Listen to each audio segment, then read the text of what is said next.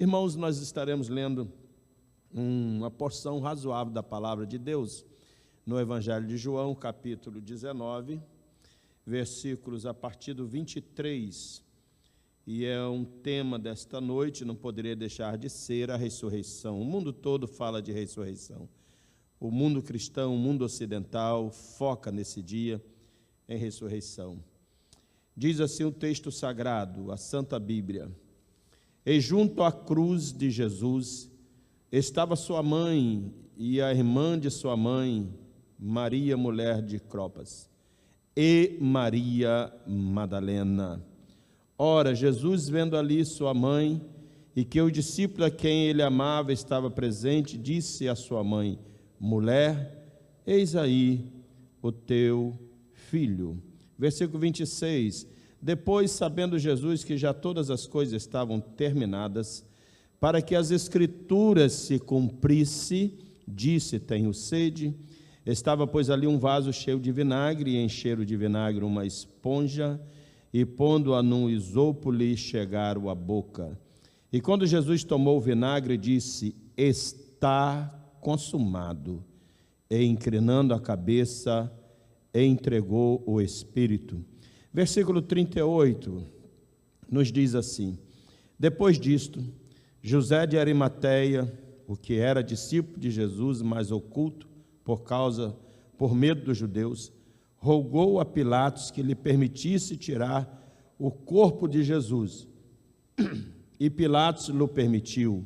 Então foi e tirou o corpo de Jesus. E foi também Nicodemos, aquele que anteriormente dirigia de noite a Jesus, levando quase 100 libras de um composto de mirra e aloés. Tomaram, pois, o corpo de Jesus, envolveram em lençóis com as especiarias, como os judeus costumavam fazer para na preparação para o sepulcro. E havia um horto naquele lugar onde fora crucificado. E no horto um sepulcro novo, em que ainda ninguém havia sido posto. Ali, pois, por causa da preparação dos judeus e por estar perto aquele sepulcro, puseram a Jesus.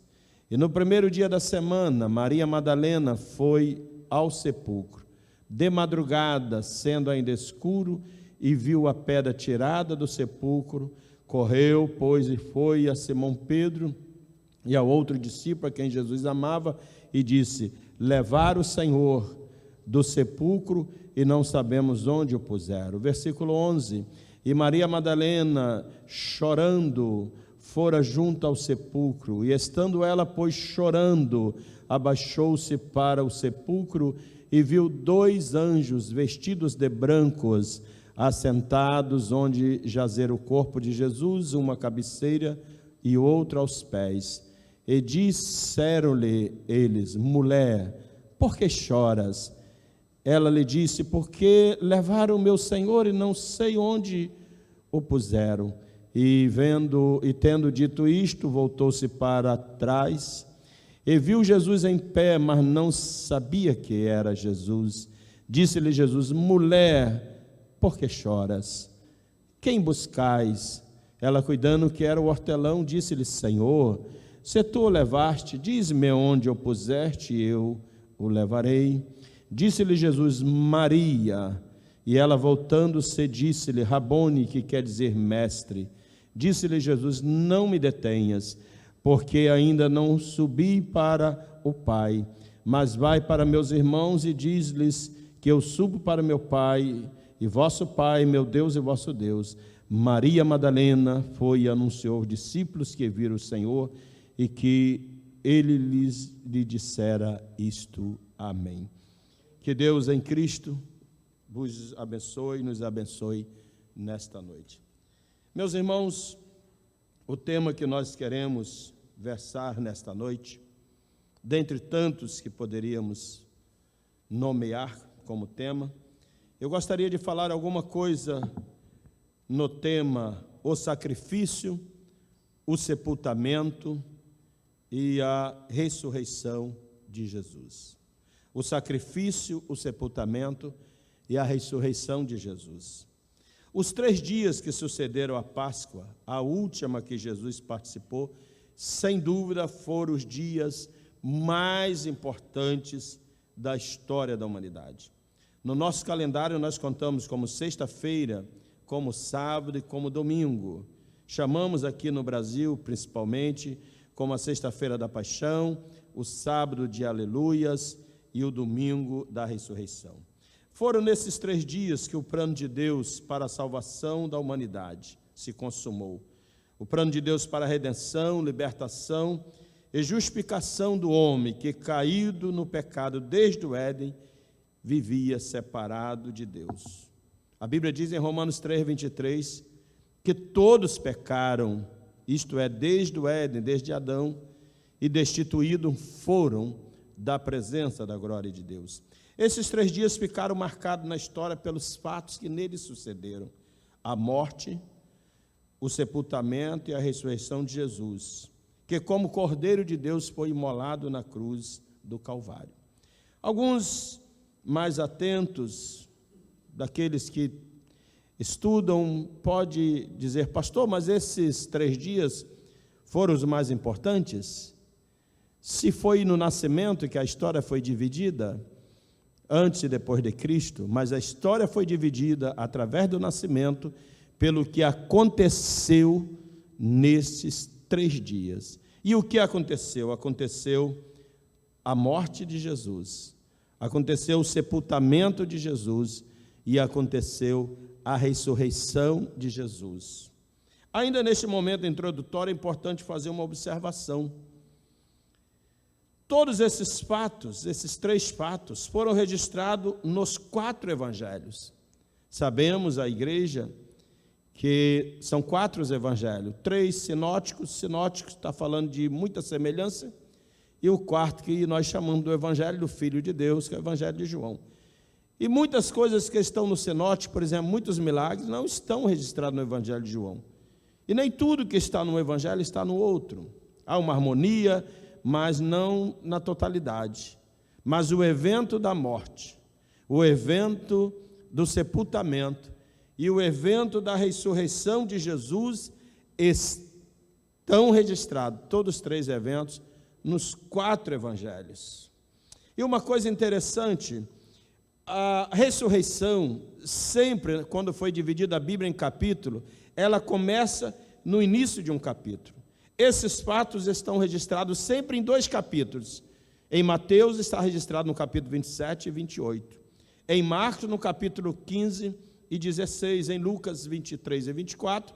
E em João, nos capítulos 19 e 20. Mas a ressurreição, quando Deus usa alguém há mais ou menos 5 a 6 séculos atrás, para dividir a Bíblia em capítulo, o Espírito Santo, creio eu, permite ou direciona esta pessoa a iniciar um capítulo com a ressurreição.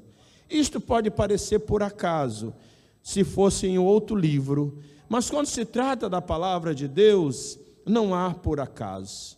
A ressurreição é um fato tão importante, que vem coroar a morte, o sacrifício, que vem coroar o sepultamento, que Deus previu que se começasse um capítulo narrando esse fato. Capítulo 28 de Mateus, o capítulo 16 de Marcos, 23 de São Lucas e 20 de João começam narrando o fato da ressurreição de Jesus. Ainda uma outra curiosidade, se é que podemos chamar de curiosidade, na ressurreição, Maria Madalena, guarde bem isto, não sei se os irmãos perceberam, eu dei ênfase ao ler o nome de Maria Madalena. Neste fato, Maria Madalena assume o protagonismo, isto é, se torna a figura principal dentre aqueles que foram ao sepulcro. Inclusive, foi a primeira pessoa que anunciou na terra a ressurreição de Jesus. Todos nós que pregamos o Evangelho, um dos pilares da nossa pregação é a ressurreição de Jesus. Não há Evangelho se nós não falarmos da ressurreição de Jesus. Mas a primeira pessoa que anunciou a ressurreição de Jesus chama-se Maria Madalena. E o capítulo 28 de Mateus, o capítulo 16 de Marcos e o capítulo 20 de João começa com esta figura, com esta personagem, Maria Madalena. O Lucas, como vai narrando, ele inclui Maria Madalena na cena do sepulcro vazio, da ressurreição, no capítulo 24, versículo 10. Então Maria Madalena assume o protagonismo, assume o papel principal naquele momento da ressurreição. É muito importante nós falarmos por que Maria Madalena, porque daqui a pouco nós vamos voltar a tocar no nome de Maria Madalena. Então, irmãos, uma outra coisa que eu queria ainda chamar a atenção neste momento é que nessas 4 narrativas, nos 4 evangelhos, isto demonstra uma autenticação, uma certa autenticação da verdade em si. Para nós, se essas narrativas estivessem somente em Mateus, ou somente em Marcos, ou somente em Lucas, ou somente em João, ou se tivessem 2 deles ou 3 deles, já seria o suficiente. Mas Deus, usando os escritores sagrados, dirigidos pelo Espírito Santo, o fato mais importante e colossal do Evangelho, que é a morte, o sepultamento e a ressurreição de Jesus, precisavam ganhar notoriedade nos 4 evangelhos, senão alguma coisa estaria como uma lacuna, estaria incompleto. E quando eu observo isso, irmãos, eu me lembro da importância e do significado que muitos escritores estudiosos da Bíblia dão a esses 4 evangelhos, simbolicamente falando, não só as suas mensagens em si, mas como são 4 evangelhos, eles sempre lançam uma comparação, uma analogia de uma figura de Apocalipse, aonde numa visão do trono, numa visão aonde João foi arrebatado no capítulo 4, ele vê o vulto em volta do trono, ou a imagem, ou a semelhança de 4 animais. Se nós observarmos em Apocalipse capítulo 6, ele tem essa revelação e diz que diante do trono, como que um mar de vidro semelhante ao cristal, e no meio do trono e ao redor do trono, 4 animais, cheios de olhos por diante e por detrás. Olha só, primeira característica desses 4 animais, todos eram cheios de olhos, por dentro e por detrás. Também esses animais, o primeiro era semelhante a um leão, o segundo animal era semelhante a um bezerro, o terceiro animal semelhante a uma águia, e o quarto animal, o terceiro animal semelhante ao homem, o quarto animal semelhante à águia. E esta águia tinha por per si 6 asas, esses animais, e ao redor e por dentro estavam cheios de olhos, e não descansavam nem de dia nem de noite, dizendo: Santo, Santo, Santo é o Senhor Deus, o Todo-Poderoso, que era, o que é e o que há de vir. Muitos escritores, teólogos, já há séculos, traz a figura desses 4 animais, a figura do leão, a figura do bezerro, a figura do homem e a figura da águia, para os 4 evangelhos, fazendo uma analogia que o evangelho de Mateus aponta para o evangelho, para o rosto do leão, que o evangelho de Marcos aponta para a figura do bezerro, que o evangelho de Lucas aponta para a figura do homem, e o evangelho de João aponta para a figura da águia. Há muita harmonia nesta comparação, já volto ao tema, mas é uma curiosidade, já que nós tocamos nos 4 evangelhos, vamos nos enriquecer um pouco esta noite. E aí nós vamos entender a mensagem de Mateus como uma mensagem onde Jesus é apresentado como rei. Rei para quem? Para os judeus que esperavam o Messias. O evangelho de Marcos não tem introdução longa sobre o nascimento de Jesus. O evangelho de Marcos já começa com Jesus fazendo muitas ações. É o evangelho que aponta para a figura do bezerro, que seria o servo. E o evangelho de Marcos, Jesus é apresentado como servo. Dos 16 capítulos, 12 dos tais começa com o verbo de ação, e continuando Jesus e indo Jesus. Então Jesus está sempre em ação, não há ali genealogia, não há muitos dados sobre a vida dele, não há manjedoura, não há nascimento, não há visitação de anjos, não há visitação de magos, porque se é o evangelho de um servo, o que interessa a alguém a história do nascimento de um servo. O servo é para trabalhar, e em Marcos, Jesus trabalha muito, fazendo muitos milagres, pregando e evangelizando.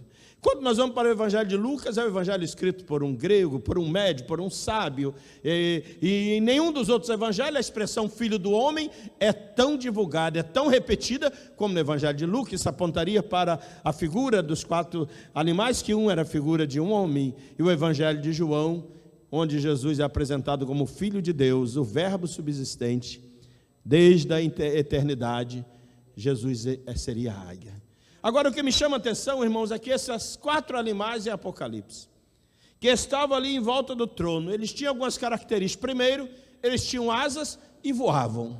Segundo, eles tinham muitos olhos, por dentro, interior e exterior, ou por fora e por dentro, ou por trás ou pela frente, depende da análise de cada um. E terceiro, eles tinham um ministério, eles não cessavam, nem de noite nem de dia, e isto é uma linguagem humana, porque no céu não há noite nem dia, eles não cessavam, e o tempo todo, como a figura da revelação de Isaías no capítulo 6, dizendo: Santo, Santo, Santo é o Senhor Deus, o Todo-Poderoso, que era, que é e que há de vir.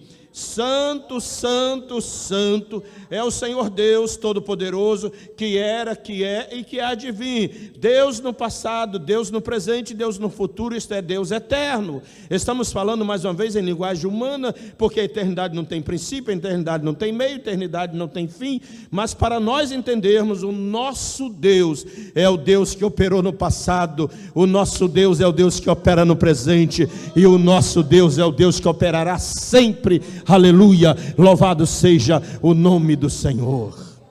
E essas figuras que de alguma forma muitos entende que representam os evangelhos, eles não se cansam, eles têm um mistério na eternidade. Eles estão diante do Senhor dizendo: Santo, Santo, Santo é o Senhor Deus, o Todo-Poderoso. E eu queria dizer para você, meu irmão, para você, igreja, se tem algumas coisas de bom que está acontecendo em relação à igreja, que as coisas agora são bem colocadas em seus lugares. Nós nascemos e crescendo, dizemos que vamos à igreja enquanto nós vamos ao templo, e igreja somos nós, e passa o tempo, muita gente parece que dão mais valor ao templo do que à igreja, mas nesta noite, aqui é o templo, ele está vazio. Você é a igreja onde você está. Você, meu irmão, se é membro deste ministério ou não, você é família, você que talvez está meio afastado, abatido, precisando de uma palavra de ânimo, você que talvez já ouviu o evangelho, mas não tomou aquela decisão, você está em família agora, mas você não está unido na fé ainda. Nesta noite, o Deus que nós anunciamos, o nosso Cristo, Ele é o nosso Senhor, Ele é o que era, Ele é o que é, e Ele é o que há de vir, o Todo-Poderoso. E nós, igreja, eu te convido a ir na sua casa com liberdade perante os seus filhos, perante a sua esposa, os seus pais, a dizer como essas 4 figuras: Santo, Santo, Santo é o Senhor Deus, o Todo-Poderoso. Ele fez milagre no passado, Ele faz milagre no presente e fará milagre no futuro. Eu quero vos dizer, mais uma vez, eu quero não entrar no detalhe da origem dessa pandemia. Há tantas teses, há tantos comentários, há tantas mensagens na rede social cruzando o universo sobre a origem e a finalidade. Eu não quero entrar nesse detalhe, na verdade eu não recebi uma revelação, nem uma inspiração sobre isso, mas uma coisa eu sei: Deus está no controle. Há uma medida da permissão de Deus, e quando chegar nesta medida, Deus está no controle, apesar da regência do espírito do anticristo já nesse mundo, como diz a Santa Bíblia, mas o controle está nas mãos de Deus. Meu irmão, minha irmã, não tema, porque você é filho e filha amados de Deus nesta noite. Jesus está no controle. E quando João observa isto, ele diz que lá na eternidade também tinha 24 anciões que prostravam-se diante do que estava sentado no trono. Ah, meus irmãos, existe um trono, e quem domina é quem está no trono. O diabo foi destronado. Eu vou repetir para você ouvir: o diabo foi destronado, ainda que o trono dele era bem inferior ao do nosso Cristo, nosso Deus.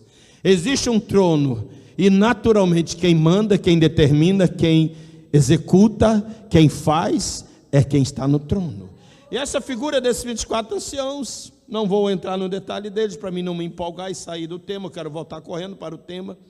Eles também adoravam diante do que estava sentado no trono, e adoravam o que vive para todo sempre.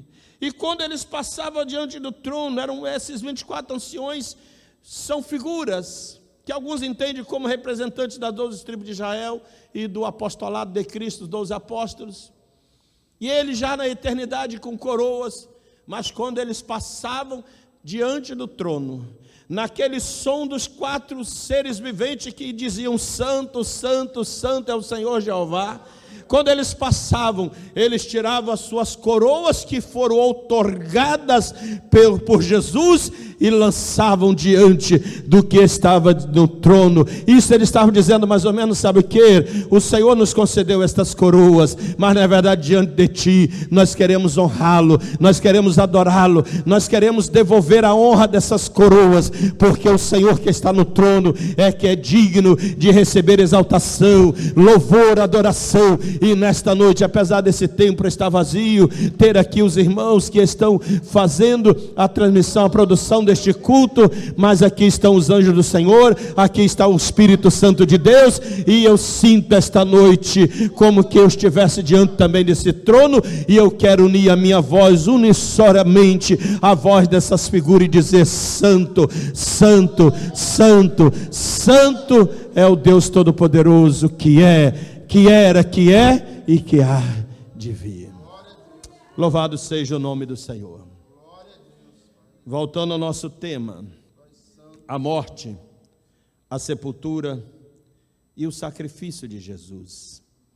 Este Jesus, com toda essa honra que nós acabamos de ver que tem, sendo aquele que está sentado no trono, ele veio à terra e se fez homem, e morreu, foi imolado na cruz do Calvário. Pastor, o que significa isto? Primeira coisa, a morte de Jesus como Cordeiro de Deus veio satisfazer um salário. A Bíblia diz que o salário do pecado é a morte. Quando o homem peca lá no Éden e foi destituído da comunhão com Deus, Deus instituiu um juízo. Esse salário fala de um juízo. O salário do pecado é a morte. Isso quer dizer, o juízo do pecado é a morte. A pena do pecado é a morte. E este salário foi instituído por Deus. Ele nunca foi desgastado, ele nunca foi mudado, nunca foi diminuído, nunca foi aumentado, até porque a morte, não há como aumentar uma pena a não ser da morte. Então, quando Jesus morre na cruz do Calvário, pagar pela humanidade. Ele não veio pagar, seria uma incoerência dizer que Jesus veio pagar um salário por aqueles que já estavam predeterminados ou predestinados à salvação. Seria uma incoerência. Ele veio pagar o salário, e eu peço e demonstro e manifesto o meu respeito a quem pensa assim, mas objetivo, e peço ao Senhor que o Espírito Santo um dia vos esclareça melhor.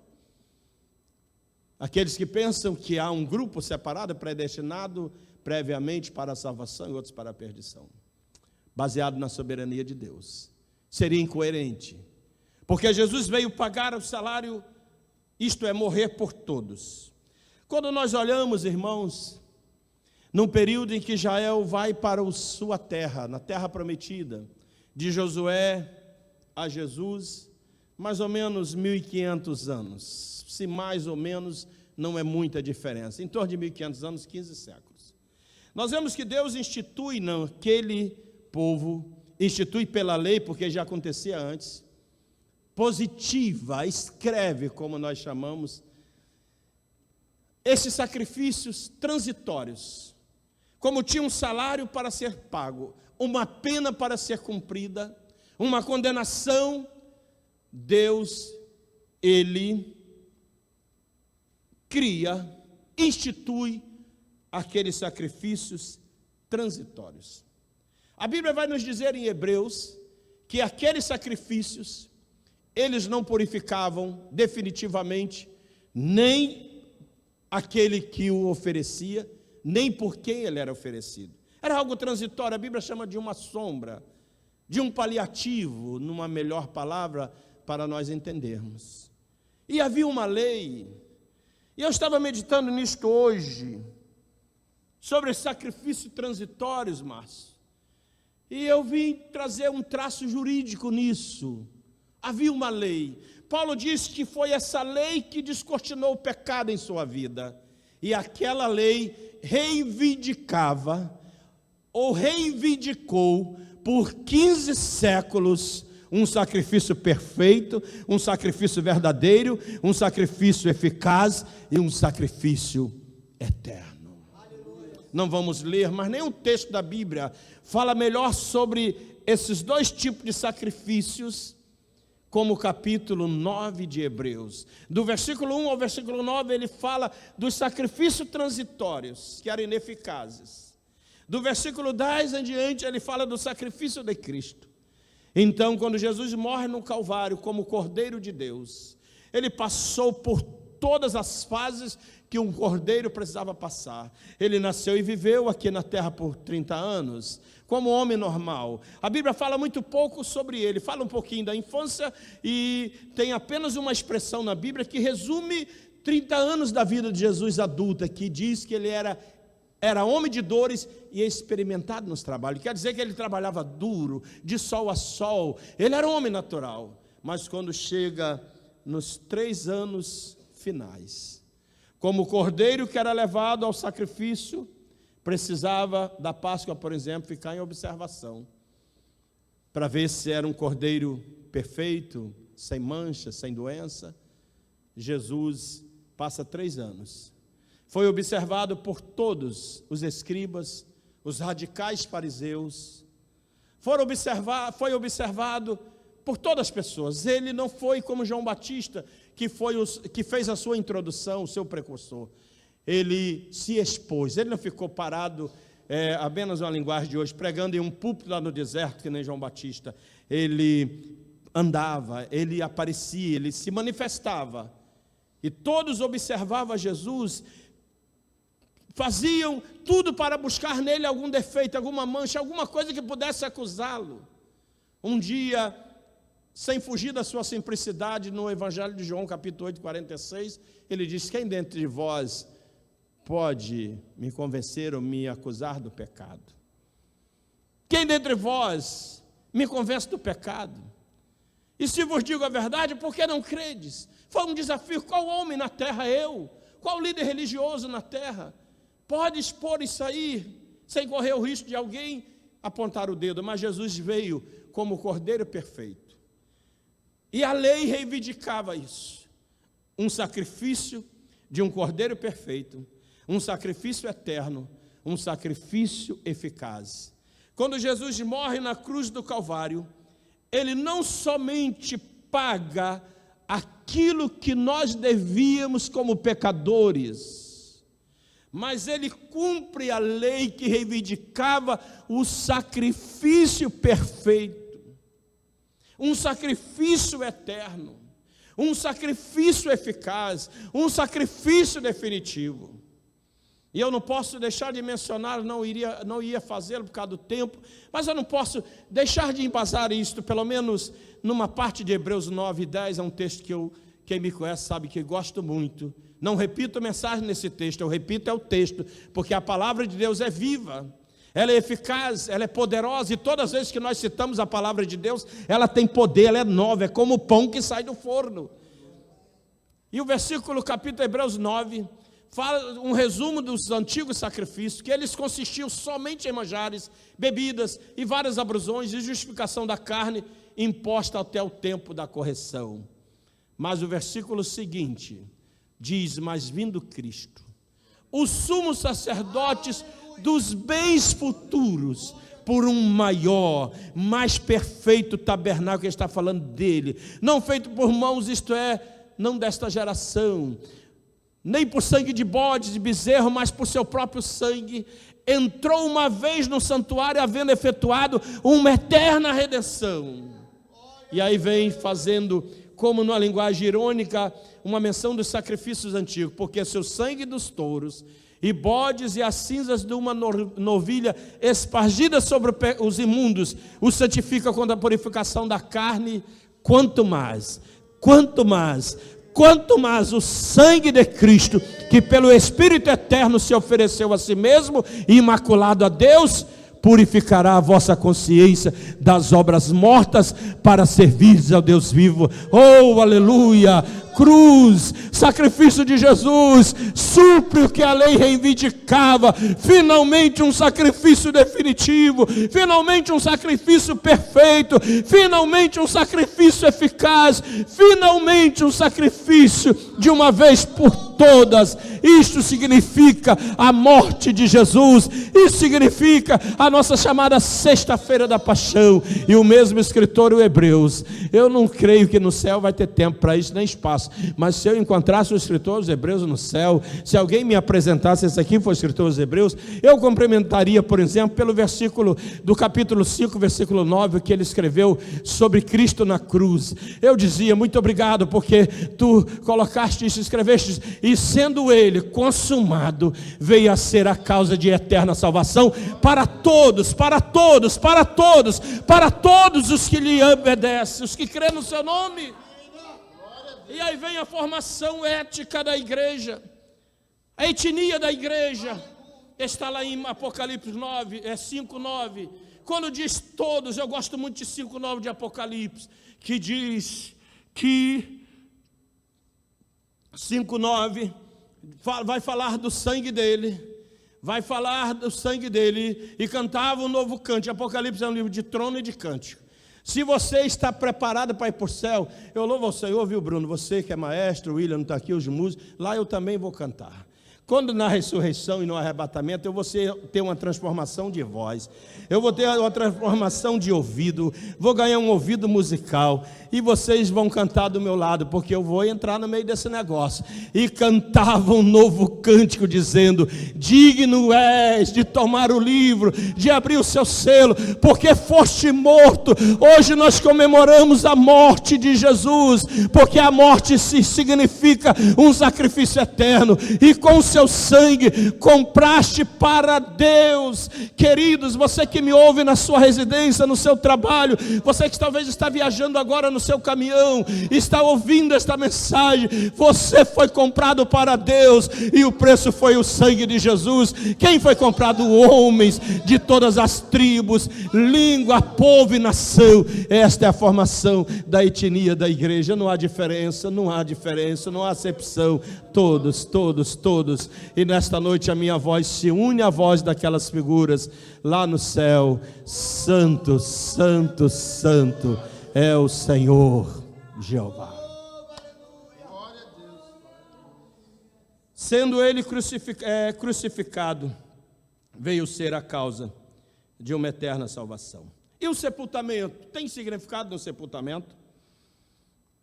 A Bíblia diz que puseram, 53:9 de Isaías, puseram a sua sepultura com os ímpios e com o rico a sua morte, ainda que nunca cometeu injustiça, nem houve engano na sua boca. A sepultura de Jesus, irmãos, ela primeiro é um testemunho da profecia, porque quem morria numa cruz não era sepultado, comumente falando, não era. Fazia parte da penalização do prisioneiro que ia à cruz, o não sepultamento. A família não reivindicava, não podia.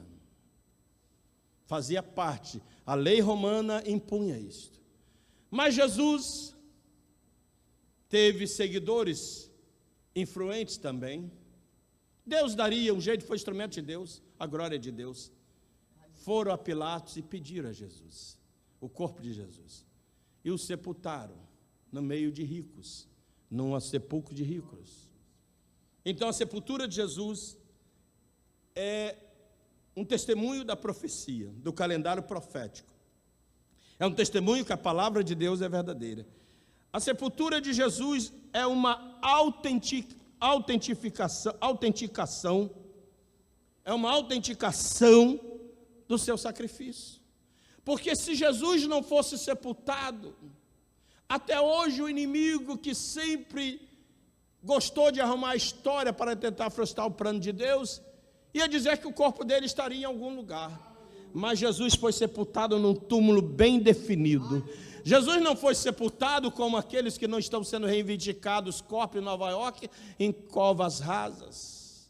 Jesus não foi sepultado como em São Paulo, o governador mandou abrir já algumas centenas de covas rasas para sepultar aqueles mais simples.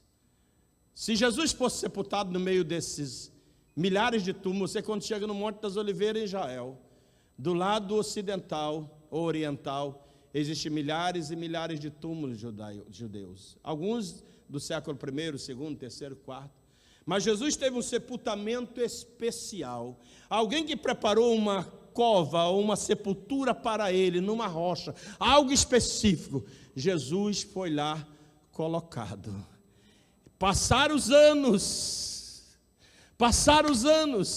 e Jesus ressuscitou, e os anos passaram, localizaram perto do jardim da cruz a sepultura de Jesus. E nesta noite eu quero vos dizer um testemunho. Jesus ressuscitou, o túmulo está vazio, eu estive lá e vi o túmulo vazio. A sepultura de Jesus é uma autenticação, de certa maneira, ao sacrifício da cruz. Ele morreu, há uma cruz, ela não existe mais em madeira, mas é um símbolo do cristianismo, a cruz. Mas há um túmulo vazio dizendo, ele morreu na cruz como um salteador, mas ele ressuscitou. E para alguém que tem dúvida, você vai lá hoje, há aplicativo da internet que você passeia em Jerusalém, e quando você estiver pela internet, se você ainda não foi lá em Jerusalém, em loco, quando você passear pela internet, faça uma visitinha ao túmulo de Jesus. Pastor, mas tem dois, os católicos dizem que é lá no sepulcro, lá na tumba, no sepulcro, no templo do sepulcro, é que lá tem uma história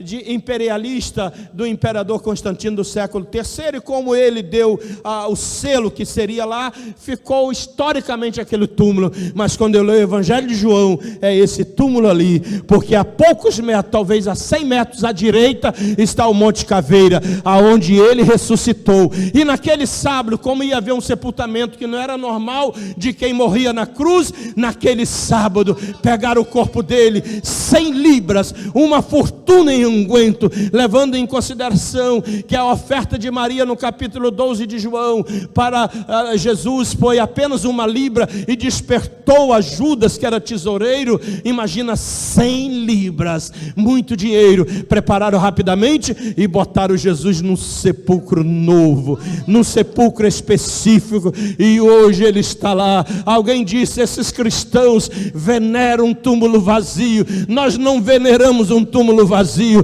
nós olhamos para o túmulo vazio e lembramos que ele ressuscitou, e é digno de toda honra, de toda glória. Isso é muito lindo, irmãos, isso é muito importante. O Cristo que veio aqui como carpinteiro de Nazaré, o Cristo que veio aqui e andou pelas estradas empoeiradas e quentes, sol a pique da Palestina, o Cristo que veio aqui e foi humilhado, o Cristo que morreu entre dois salteadores. Nós olhamos no Evangelho, tem a história de Cristo, mas olhamos em Apocalipse, ele está no céu, voltou ao trono de glória, e os anjos cantam, os seres viventes cantam, santo, santo, santo, santo é o Senhor Jeová. Túmulo vazio, uma autenticação da ressurreição. E finalmente, a ressurreição fala da eficácia do sacrifício. A ressurreição fala da redenção, o poder libertador do sangue de Jesus, purificador. Redenção e libertação são palavras muito juntas. Havia uma dívida a pagar. Nós éramos escravos do pecado. O nosso status, amados, Rony, o nosso status era de mortos no pecado e escravo, porque por trás do pecado tinha um Senhor, e nós éramos escravos desse Senhor. A Bíblia diz, estamos estudando a carta aos Éfesos, em algum momento nós vamos chegar lá. Vós estávamos mortos em vossos delitos e pecado, mas foste vivificado. O pecado mata, mas o Espírito vivifica. Mas antes do Espírito poder operar isto, veio o sangue de Jesus derramado na cruz como um cordeiro imaculado. sacrifício perfeito, eterno e eficaz, e nos purifica. O preço da redenção, Paulo vai dizer, escrevendo aos Colossenses 2,14, que havia um salário, havia uma duplicata, uma cédula contra nós, mas Cristo pegou aquela célula, e cravou, que pesava contra nós, e cravou na madeira. Tirou do meio de nós, cravando na cruz. Quando eu olho para a cruz, eu vejo lá a minha redenção.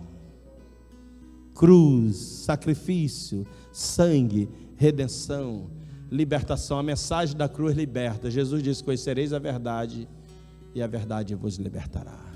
Se o Filho vos libertar, verdadeiramente sereis livres. Nós somos livres, inclusive do temor. A cruz fala de esperança. Termino esta noite, neste domingo de Páscoa, nesse domingo da ressurreição, dizendo, sabe o que Paulo fala para nós, igrejas? Se ele ressuscitou, irmãos, o que eu amo é o Evangelho. Nós temos aqui pessoas ilustres em nossa frente esta noite, na retaguarda, com formação teológica, ilustres pregadores, conhecedores, ministrantes, palestrantes. Mas o que eu amo é o Evangelho, que pode ser um desses irmãos que estiver pregando ou ensinando, ou pode ser a pessoa mais simples deste mundo, aquela irmã simples. O Evangelho tem o mesmo poder, a mesma eficácia, porque ele é vivo, ele é poder de Deus, ele é poder de Deus, que salva o pecador. Paulo diz: eu não me envergonho do Evangelho, porque é o poder de Deus. E o Evangelho tem um destino. Jesus um dia criticado, quando não achavam nele defeito, criticava as suas ações. E ele indo posar na casa de um pecador conhecido, que tem gente que por ninguém conhecer os seus pecados, ele acha que não é pecador. Aí se engana. Cuidado, que isso pode nós estarmos escondendo. Mas aquele pecador era conhecido da cidade. E Jesus um dia vai posar na casa dele. E quando Jesus é criticado pela formalidade religiosa, isso é muito perigoso em nossos meios, ele diz: o Filho do Homem, ele veio como um destinatário, com uma missão. Para quem tu vieste? Quem são os destinatários? Os que se haviam perdido. O Filho do Homem veio buscar e salvar os que se haviam perdido. Você lembra de Maria Madalena?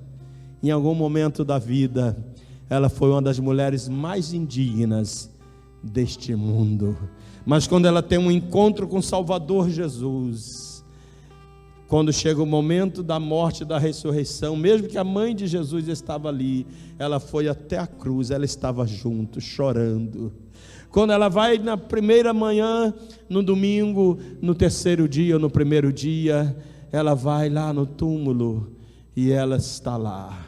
Outra Maria, sempre menciona as duas Marias, a mãe de Jesus, às vezes sem dar o nome de quem era, mas Maria Madalena é nominada Maria Madalena. E quando Jesus ressuscita, a primeira pessoa que aparece não é a sua própria mãe, ele aparece a Maria Madalena. Isso tem uma mensagem, amados. É o destino, é a finalidade do Evangelho: buscar, recuperar, salvar, libertar, redimir o homem caído. O salmista, no Salmo 113, inspirado, ele canta assim: quem é como o nosso Deus, que estando no trono, no céu, nas alturas, se curva a terra e levanta o homem do monturo e o faz assentar no meio dos príncipes. Isto aconteceu com Maria Madalena, e nesta noite este é o poder do Evangelho que eu quero deixar para vocês. O Evangelho de Cristo é poderoso. Ele se baseia no sacrifício, ele se baseia no túmulo vazio, mas acima de tudo ele se baseia em um Cristo, em um Cordeiro ressuscitado. Louvemos neste momento.